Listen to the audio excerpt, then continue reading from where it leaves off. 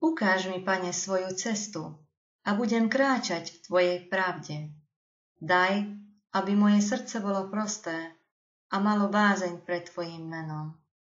Žalm 86:11. Prečo je dôležité, aby sme mali srdce v správnych rukách? Preto, lebo všetko vychádza zo srdca. A keď srdce nie je v správnych rukách, potom je zle. Nie len pre nás, ale pre všetkých, ktorí sú pri nás a s ktorými sme v kontakte.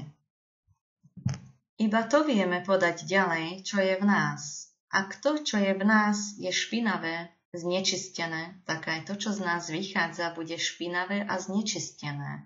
Aj vtedy, ak ho pekne zabalíme. Pán Boh nám ponúka, že prevezme riadenie nad našim srdcom. On je skutočný a pravý kráľ, ktorý nás ľúbi a je spravodlivý.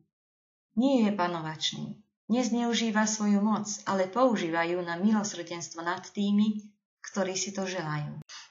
Ak prevezme vládu, tak sa ňou nebude deliť s nikým. Nebude sa deliť s diablom.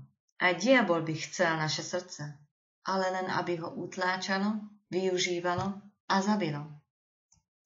Len v takom srdci môže Pán sídliť, ktorému otvoríme a ktorému necháme očistiť pokáním a vyznaním hriechov. Pomocou Pána tieto hriechy aj zanecháme.